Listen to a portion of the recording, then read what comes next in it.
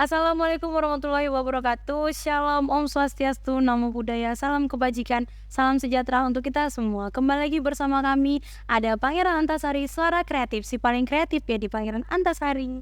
Oke, kali ini kita hadir kembali ya dengan tema yang pastinya setiap hari akan semakin menarik. Nah, untuk kali ini kita akan hadirkan salah satu narasumber untuk membahas apa? Membahas tentang Juni lahirkan tokoh bangsa. Lahirkan ya. Kita hadirkan ada surprise saya di sini, ada surprise saya Tarigan ya, SPD. Halo Sir, gimana kabarnya, sehat? Puji Tuhan sehat Miss. Aman, Yes, pekerjaan. Aduh, aku ditanya nih. Nggak pernah ditanya soalnya. Oh, iya. Puji Tuhan aku sehat Oke. juga. Gimana pekerjaannya, aman? Pekerjaannya aman sampai Aman sampai Yes. sejauh ini. Gimana asmaranya, aman? asmaranya Oke, sedikit kacau sih. Oke, kita bahas itu di lain topik. Oke. Oke, kita hadirkan, terima kasih banyak buat surprise saya yang sudah meringankan langkahnya untuk hadir di Pangeran Antasari Suara Kreatif. Kita kali ini mau bahas nih Sir, untuk Juni lahirkan tokoh bangsa. Nah, Iki mau nanya nih sama Sir, manggil apa ya, kita berasik nih ya. Karena umur kita nggak terlalu jauh ya. Jadi 2 tahun doang ya. Duatnya diperjelas ya Sir. Oke, manggil kayak biasa ya. Berhubung kita karena pernah jadi abang kakak dan adik setampuk ya. Mungkin manggilnya aku manggil kamu adik dan kamu manggil aku kakak seperti biasa ya. Oke, biar lebih lancar nih. Oke, kita langsung nih. Gimana nih Freisai? Juni lahirkan tokoh bangsa. Kira-kira emang bulan Juni ini melahirkan beberapa tokoh bangsa gitu, atau memang cuman temanya aja biar keren, biar orang menarik gitu, atau memang ada tokoh yang lahir di bulan Juni ini? Oke, nah memang betul ya, Juni itu adalah peristiwa yang sangat bersejarah. Ya, di mana memang banyak tokoh-tokoh bangsa yang lahir. Nah, contohnya seperti Soeharto, Soekarno, Habibie, kemudian presiden kita yang sekarang itu Oh, Joko Widodo, kemudian ada Tan Malaka ya. Nah, mereka itu lahir di bulan Juni gitu. ini janjian atau gimana nih? Enggak tahu sebenarnya, tapi aku pun bingung karena memang Juni itu istimewa Pak, karena banyak tokoh bangsa yang lahir di bulan itu. Oke. Nah, di antara beberapa nih ada 5 ya kalau nggak salah tadi kamu sebutkan. Ada 5 tokoh bangsa nih. Nah, kita mau bahas salah satu, kalau bahasanya kupas tuntas, asik, kupas tuntas nggak tuh ya kan? Kita kupas tuntas dulu salah satu tokoh yang mungkin menarik dan salah satu tokoh yang kamu idolakan, mungkin siapa tuh kalau bisa tahu? Mungkin banyak tokoh sejarah yang saya idolakan ya. Tapi yang paling saya idolakan itu adalah presiden pertama kita, sang bapak proklamator namanya Insinyur Soekarno, atau biasa disebut orang itu Bung Karno. Ya, Bung Karno, betul sekali. Kenapa sih mengidolakan dia? Yang pertama adalah kenapa saya mengidolakan Soekarno. Beliau itu adalah salah satu orang yang sebagai bapak proklamator. Bisa dibayangkan begitu banyaknya orang ya pada saat kita dijajah, itu kenapa Soekarno yang membacakan gitu, proklamator itu yang membuat saya, wah ini memang spesial kali gitu. Ya, jadi salah satu pedoman. Dan atau ini enggak sih salah satu kamu mengambil jurusan sejarah? Kalau dibilang mengambil jurusan sejarah, awalnya kalau secara story-nya, saya pribadi nggak ada niatan mau buat mengambil jurusan sejarah. Nah, Wah. mungkin itulah ya kan, kadang apa yang kita pikirkan tidak sesuai apa yang Tuhan rencanakan sih. Karena di Bali itu semua ya Udah ada perjalanan berikutnya, rencana selanjutnya. Oke, itu dia. Berarti menyukai atau mengidolakan sosok Bung Karno ini tadi setelah masuk kuliah dan mendalami sejarah-sejarah itu tadi.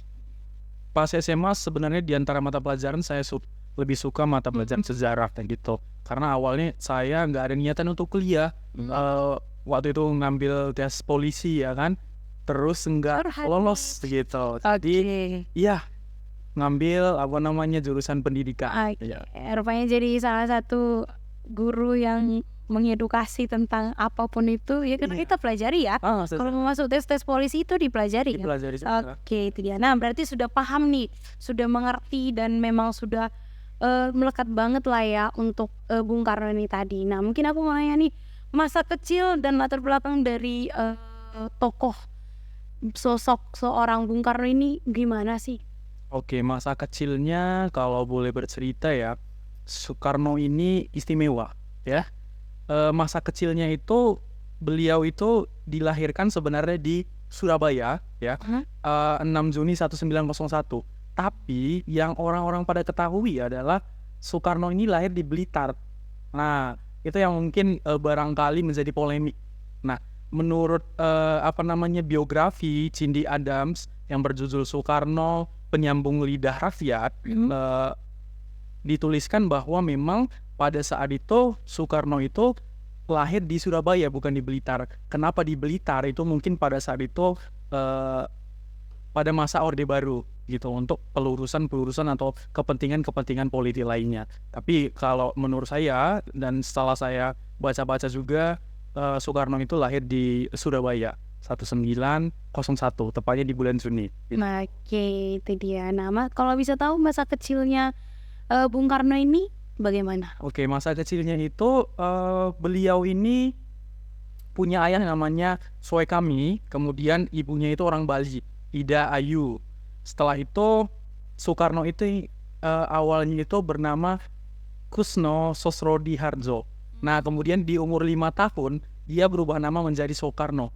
Kenapa berubah nama? Karena pada saat itu beliau lagi sakit-sakitan. Oh, berarti jadi ganti nama Ganti gitu. nama kan, kita kan kalau nggak sanggup bawa nama, Iya. udah ganti nama ya kan? Iya, benar. Jadi diganti beliau di umur 5 tahun. Kemudian tahun 1907 beliau itu masuk ke dalam sekolah rakyat. Oh, sekolah rakyat. Lalu di sana menikmati masa-masa muda dan menimba ilmunya ya. Oke, itu dia. Nah, itu dia untuk masa kecil dan latar belakang dari Bung Karno ini tadi. Nah, selanjutnya aku mau nanya nih, perjuangan dan kontribusi terhadap bangsa. Bagaimana Perjuangan maksudnya? dan kontribusi terhadap bangsa, mungkin kita juga udah ketahui bahwa Soekarno ini sebenarnya adalah lulusan ITB sekarang ya. Beliau itu 1927 itu beliau tamat ITB, dia mengambil jurusan arsitektur dan menariknya dari situ mulai perjalanan karir politik si Bung Karno ini sendiri. Nah, kalau perjuangan dan kontribusinya terhadap bangsa, kita bisa ketahui yang pertama itu adalah rasa nasionalisme Soekarno. Itu mulai tumbuh pesat ketika dia itu berada di Surabaya dan tinggal di rumah yang namanya itu Sobro Minoto. Dia adalah seorang tokoh Sarekat Islam pada masa kebangkitan nasional gitu. Kemudian tahun 1926 ya, beliau itu mendirikan yang namanya Partai Nasional Indonesia. Ya, Partai Nasional Indonesia yang sekarang itu cikal bakalnya kalau kita kulik itu cikal bakal berdirinya yang namanya Partai PDI Perjuangan. Ya, PDI Perjuangan. Betul. Oke, berarti perjuangan dan kontribusinya sudah sampai mendirikan partai pada masa itu ya. Oke, iya, next ini ya kita mau nanya lagi penghargaan dan pengakuan atas jasa-jasa dari Bung Karno ini. Oke, kalau penghargaan dan pengakuan atau jasa-jasa dari Bung Karno ini sendiri, sebenarnya kalau kita lihat story-nya, Soekarno ini di dalam karir politiknya dia sering dipenjarakan. Karena apa? Karena pada saat itu beliau itu terlalu frontal, bicaranya terlalu lantang gitu ya. Kemudian melawan yang namanya penjajahan Belanda pada saat itu gitu. Oleh karena itu perjuangannya itu, penghargaannya itu, Presiden Soeharto pada saat itu memberikan gelar pahlawan proklamator. Makanya kita sebut sekarang itu Bapak Proklamator gitu.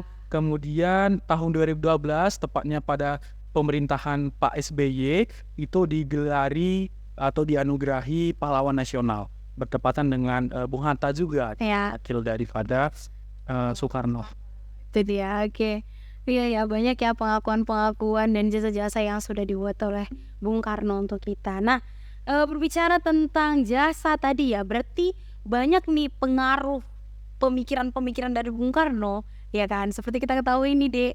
Kita tahu ya kalau zaman sekarang banyak gerakan-gerakan Bung Karno yang baru gitu untuk muda-mudi pada masa sekarang ini gitu loh. Nah, aku mau nanya nih, pengaruh pemikiran dan karya dari Bung Karno ini untuk bangsa itu apa? Oke, pengaruh pemikirannya itu salah satu pemikiran yang patut kita teladani dari Bung Karno adalah nasionalisme dia sebagai seorang bapak proklamator, bahwa dia juga lah yang menentukan konsep daripada dasar negara kita sekarang ini namanya Ya, Pancasila. Ya, benar.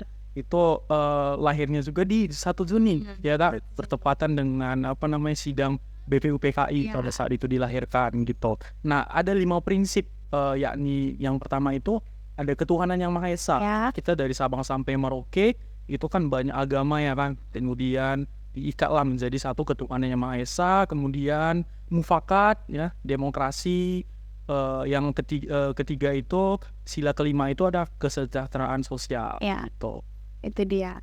Berarti pemikiran-pemikiran dari Bung Karno ini banyak nggak sih memberikan karya-karya untuk anak-anak zaman sekarang? Kira-kira misalnya kata Bung Karno seperti ini, mereka jadi pedoman ini itu. Kira-kira ada nggak sih perisai menurut kamu, teman-teman kamu atau kamu pribadi yang punya coach ya? Kalau ini coach apa sih namanya itu, ya kan? Untuk misalnya apa yang dibilangnya, berikan saya Berikan saya 10 iya, pemuda. benar ya kan. Ya, betul. Iya, itu menurut kamu jadi jargon yang digunakan sama pemuda zaman sekarang nggak sih? Saya rasa belum ya, Belum. Kenapa tuh? karena kita lihat Indonesia udah maju apa belum nggak sih? Aduh. Oke, next. Gimana nih Oke. hubungan perjuangan tokoh dengan peristiwa sejarah? Oke, hubungannya yang pertama itu adalah memproklamasikan kemerdekaan Indonesia itu bersama dengan Muhammad Hatta. Kemudian apa sih makna proklamasi gitu? Kenapa begitu diagung-agungkan? Ya, Ya, jadi makna proklamasi bisa dibilang adalah itu salah satu selembar kertas ya, ya, itu menandakan kita udah negara bebas menentukan masa depan dan ya, cita-cita bangsa kita benar. gitu. Jadi itu hubungan perjuangan tokoh dengan peristiwa sejarah. Wah, memang bersejarah meskipun cuma selembar kertas, Selembar ya. kertas. Tapi itu menentukan sekali jalan Indonesia sampai detik ini. Dan menariknya Kak, Ya. proklamasi itu ditulis nggak ada 1 hari loh. Ya, Itu cuma berjam-jam. iya, dalam berjam. Makanya kan isinya dengan tempo ya. Sesingkat-singkatnya. Singkat-singkatnya. Bahkan kalau kita lihat manuskrip daripada proklamasi itu ada dicoret-coret. Iya. Itu artinya membuatnya itu secara terburu-buru. Iya, benar sekali. Luar biasa ya Indonesia ya sampai. Dan syukurnya kita sampai sekarang penjajahan tidak ada, apapun itu tidak ada ya. Oke, next. Nah, apa yang membuat tokoh ini menjadi semakin istimewa? Apa sih yang buat Bung Karno ini semakin istimewa di tengah-tengah kita, di pandangan masyarakat luas, bahkan mungkin di partai yang sudah diusung gitu dia. Oke.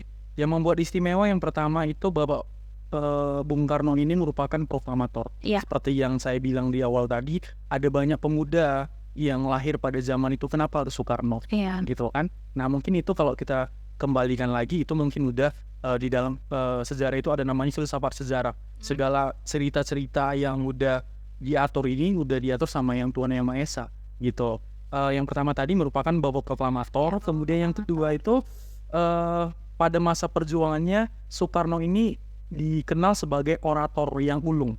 Orator ya, ulung. Itu Ya, apa? artinya ketika Soekarno itu berbicara, itu orang-orang pada Percaya. saya semangatnya Doktrin membangun. ya. Iya, betul. Wah. Kalau kakak pernah ke Monas, pernah ke Monas nggak? Pernah ya? belum.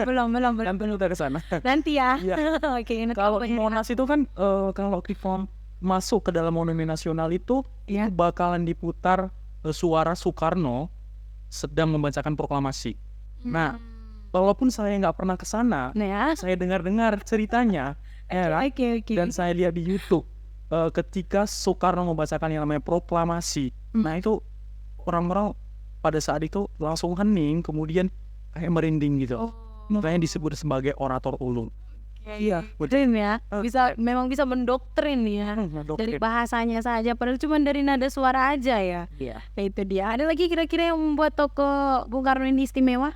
Mmm, ada yang namanya itu beliau itu berteman dengan banyak, eee, apa namanya, banyak ulama, kemudian pendeta, ya, pendeta-pendeta Katolik, orang-orang Hindu Buddha itu makanya Soekarno itu dikenal sebagai, orang yang nasionalisme. Meskipun dia orang yang beragama Islam, tetapi dia itu percaya bahwa negara ini bukan negara Iya, I know.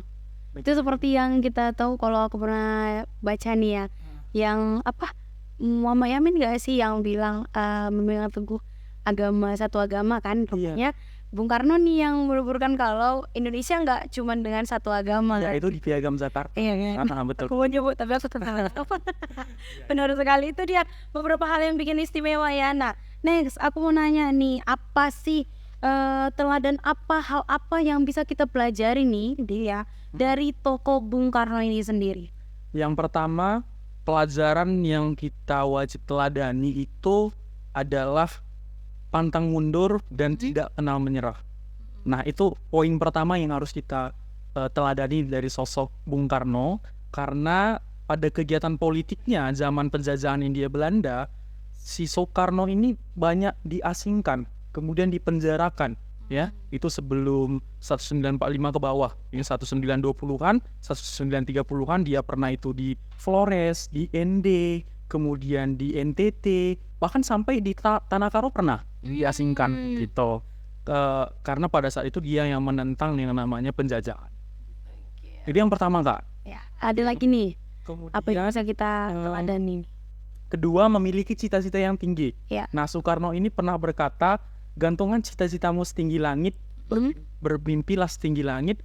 Jika engkau jatuh, maka engkau akan Jatuh di antara bintang-bintang. bintang-bintang di langit. Ya. Jadi mimpi Soekarno memang kalau kita lihat adalah sangat tinggi, Ya. ya kan? Dia bermimpi bahwa Indonesia bisa merdeka nih, Baik. gitu. Bisa merdeka dengan tangan sendiri. Wah. Gitu. Dan itu harus kita kita teladani, ya. Orang-orang yang menonton video ini, ya. Ya. Kita harus memiliki cita-cita yang Cita-cita yang tinggi, luar biasa. Itu dia. Terima kasih banyak mungkin ya kepada Prisai yang sudah meluangkan waktunya. Ya buat kamu semua ya, dengan tema kita yang saat ini, 7 Juni melahirkan tokoh bangsa. Semoga mengedukasi kamu semua semakin berjiwa nasionalisme seperti Bung Karno tadi. Benar ya Prisai ya? Oke, terima kasih banyak untuk hari ini Prisai. See you next time, mungkin ada perjumpaan berikutnya. Oke, buat seluruh penonton kami, terima kasih banyak ya sudah menemani kami dan bersamai kami. Sampai ketemu di next video. See you.